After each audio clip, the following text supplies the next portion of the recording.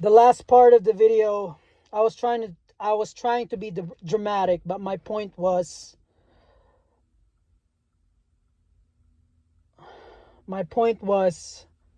the Catholic Church did not kill Jesus.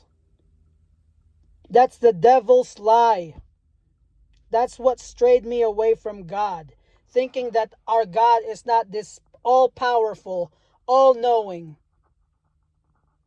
all-being, that a man can kill him. That's what my last point of this video. But watch the whole thing. Thanks for watching.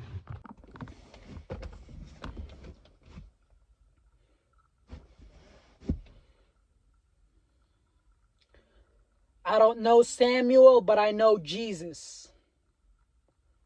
I don't know the Word of God, but I know Jesus. I don't know Proverbs or Psalms or the story of David and Goliath in full details, but I know who saved me. We got to stop thinking about what we can do to save ourselves and start focusing on who saved us. Just had missionaries come by to my house and prayed for me and read the Bible, and they've been coming back trying to get me to church, but I don't know, maybe I've been running away. So I want to tell you guys the story. It's been 2 years since I told the story. I don't know when I started believing in God.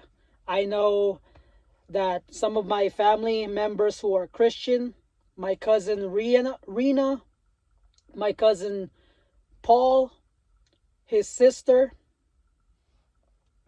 told me about Adam and Eve, told me about, a bunch of Bible stories. So I don't know if when I was a kid, I just believed in God because I was so hopeless. I had nothing. And then when I was a teenager, I ran away. But this is my encounterment with Jesus 2 years ago. And I'm going to tell it without metaphors, as raw as I can. And I don't know how long it's going to take me, because it's a little complicated. And your boy is autistic. Doesn't mean I don't have access to language. It's just I feel a lot of things and abstract things that I can't articulate with words. Sometimes it's just sometimes it's just actions. Sometimes it's just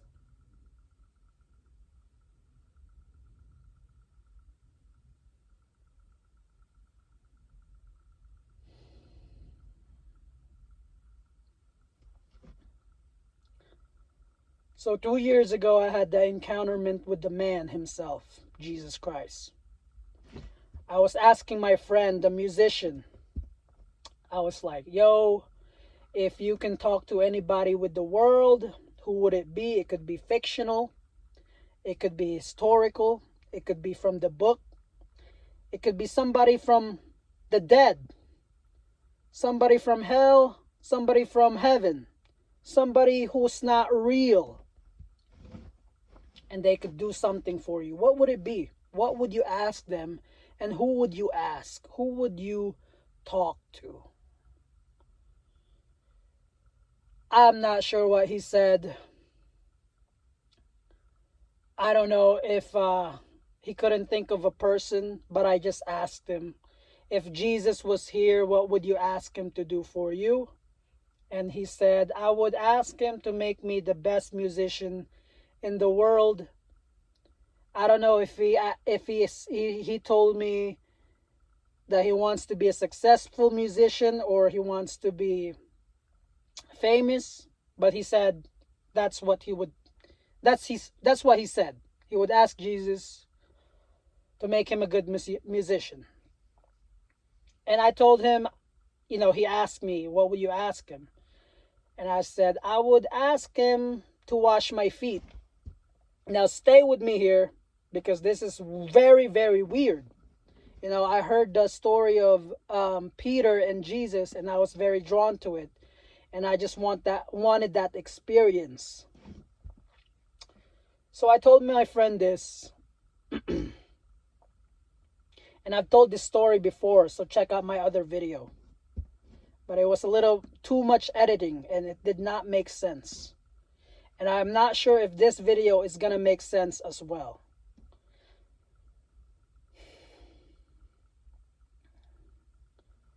So I wanted the Peter and Jesus story where Jesus washed Peter's feet.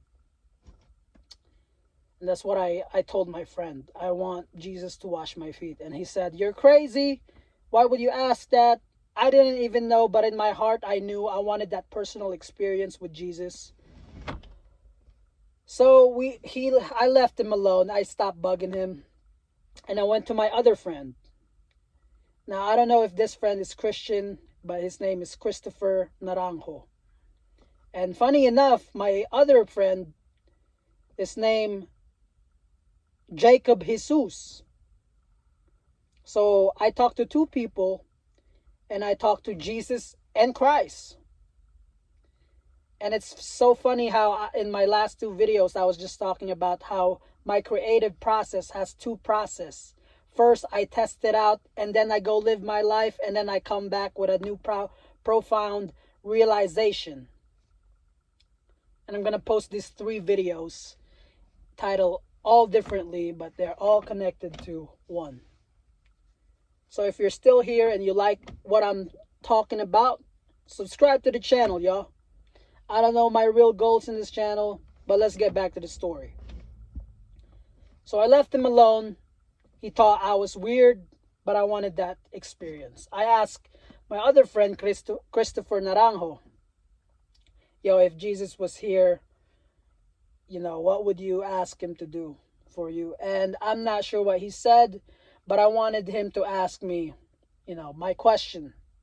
I was really asking myself, but I told him this, and he goes, I'm not sure what he said. Let me think. I was hesitant. I was hesitant to tell Chris what I wanted to ask Jesus, because I was like, it could be fictional. It could be, somebody not real. It could be somebody from the book. And funny enough, I'm thinking of Jesus. I just can't say it. But I was like, I want to ask Jesus something. And he was like, what is it? And I was very hesitant because I just couldn't bring myself to say, I want Jesus to wash my feet. Because to me, he's not real. His death, his life, his story, to me, it was all a metaphor.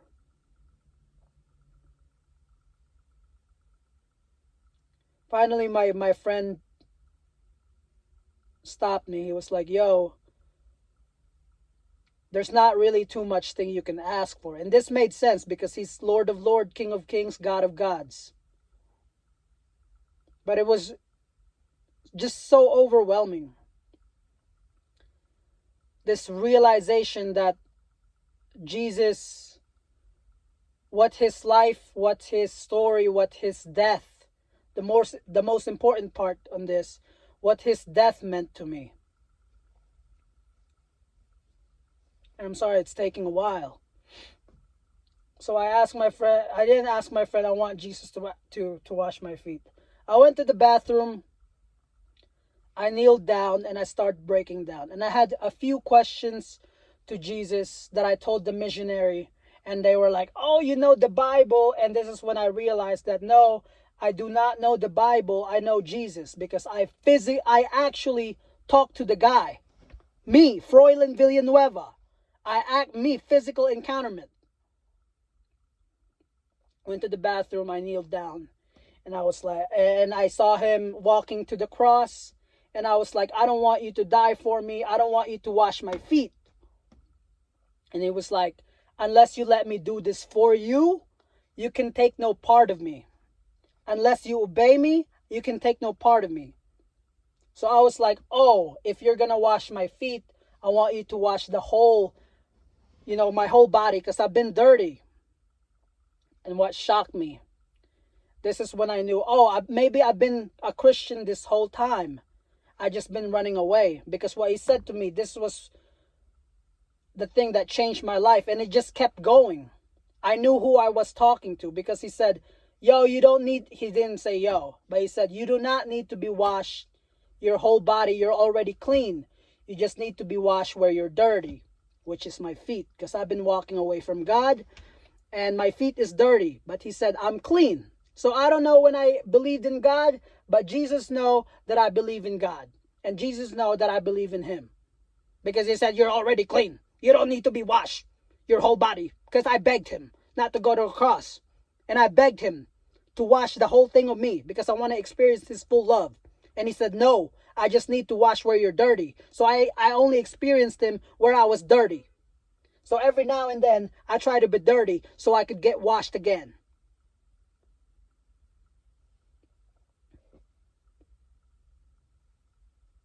I was in the bathroom. I was kneeling down. I was begging him not to go to the cross. And he said, unless you let me do this for you, you can take no part from me. And I said, if you're going to wash my feet, wash my whole body, because I'm dirty. And he said, no, you're already clean. You just need to be washed where you're dirty.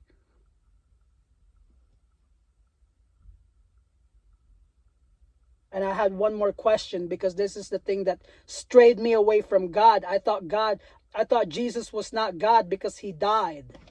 I was like, how can you be God if you're eternal? How can you die? Not only that, how can you die in such a suffering manner, in such a humiliating manner? I did not understand that.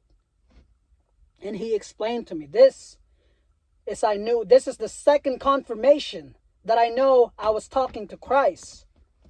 He said, he doesn't say, yo, this is me talking again, but what he said is written down the Bible.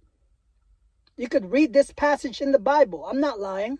He said, no man takes my life away from me.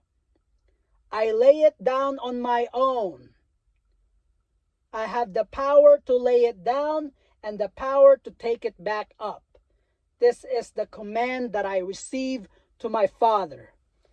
And that is my reconnection with Jesus 2 years ago. Thank you for listening.